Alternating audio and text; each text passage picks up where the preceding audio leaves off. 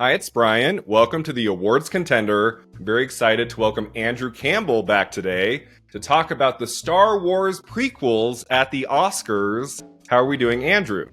I'm doing great. I actually just watched episode 1 again recently, and I have a lot of thoughts, different thoughts than when I was a kid and watched these. So I'm ready to talk about this. Yeah, it's interesting that when episode 1, Phantom Menace, came out in 99, most of the reaction was negative or mixed. I mean, people were kind of disappointed compared to the original trilogy. It just wasn't the same quality. There were some problems. But now, after so many people have hated, disliked the most recent trilogy, episodes 7 through 9, there has been this newfound appreciation for the George Lucas prequels from 99 to 2005. And this is the 25th anniversary of Phantom Menace. That's why it went to theaters. And it got me thinking, like, how well did these movies do at the Oscars? I'm not sure if you know this, Andrew. The original trilogy did very well. Star Wars from 77, A New Hope, got into Best Picture, Best Director. Wow. It won a bunch of trophies in the technical categories. The winner is John Williams for Star Wars. And the winner is John Mollo for Star Wars. The Board of Governors of the Academy, upon recommendation of a select committee of the Sound Branch, has given a special Sound Effects Editing Award. So then we get Empire Strikes Back and Return of the Jedi. Those movies do not get in the picture and director or anything like that. But each one wins at least one Oscar in the technical categories. All of whom, under the guidance of George Lucas, have created a milestone in science fiction fantasy. Gentlemen, it's a great honor for me to present you with these special awards. And also to the force behind the force, George Lucas. Thanks, George. George Lucas. George. So each of the original trilogy won something. Then we get to the prequel trilogy, and each film gets into the Oscars, but they don't do very well. They're kind of tossed aside, sadly. So let's start with Phantom Menace from 99.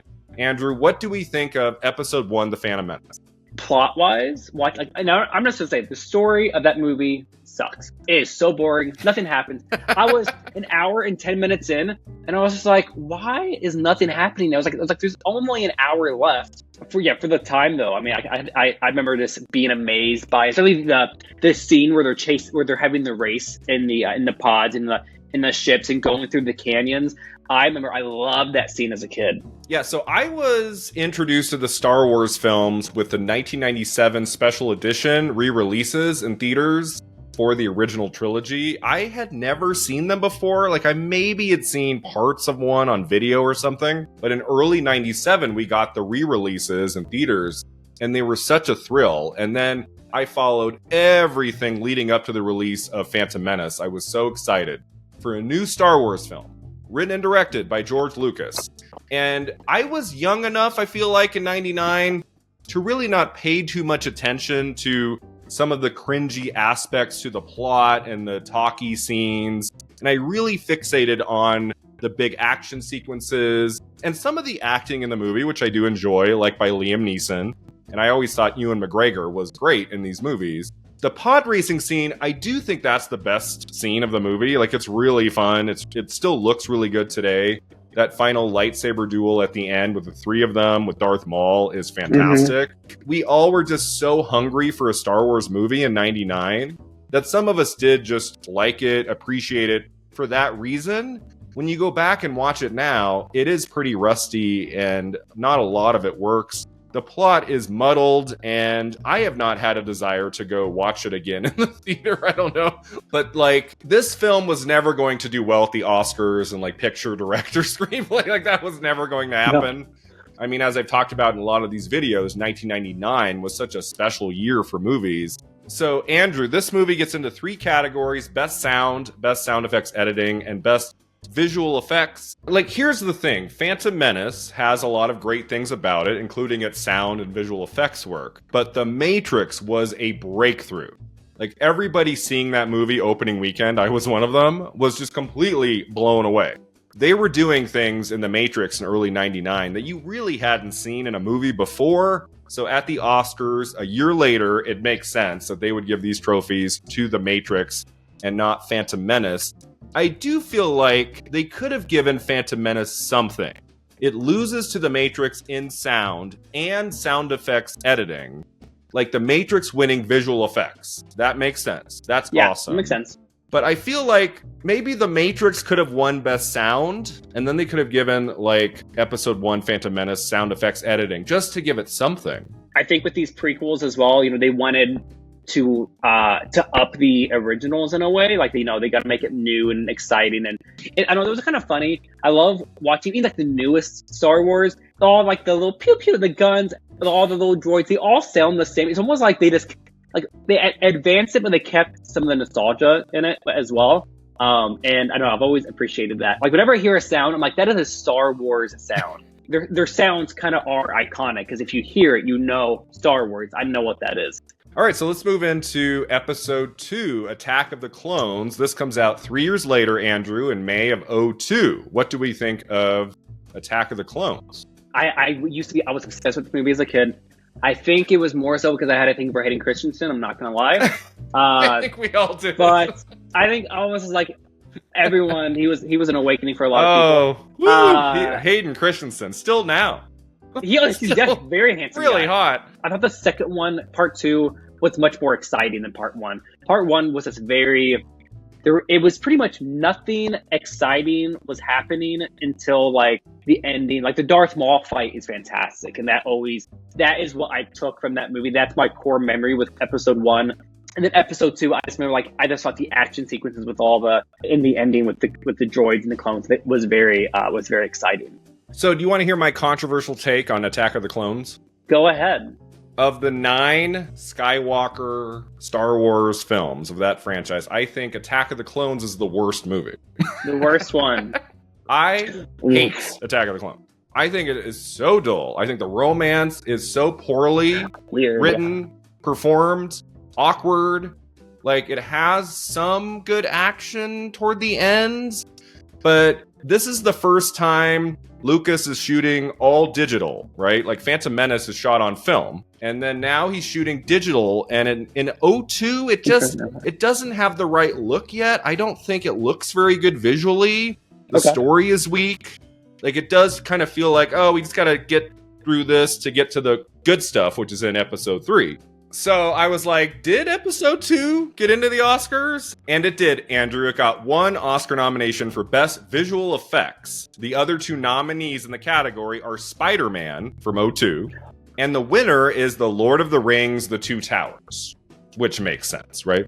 Attack of the Clones was never going to beat Lord of the Rings in visual effects. No. Lord of the Rings wins in that category for all 3 films from 2002 to 2004.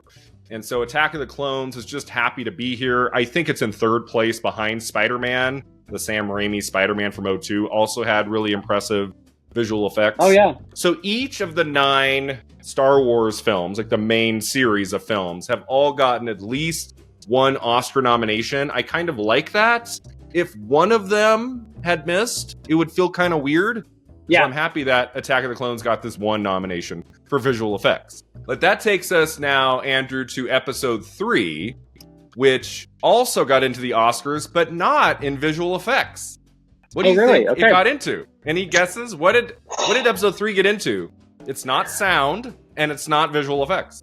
Makeup and hairstyling, then. Makeup. Would be that. Okay, and you know what's funny is that Episode 1, I think the makeup and costuming are quite good in Episode 1. I think it looks really great. I'm surprised Episode 1 didn't get a nomination for makeup and hairstyling or any costuming as well, because I thought that aspect I really liked. By 2005, a lot of people, like serious film people, were just over this new prequel trilogy. They were not going to take it seriously at the Oscars in early 2006, even though I think by far the best of the prequels is Revenge of the Sith.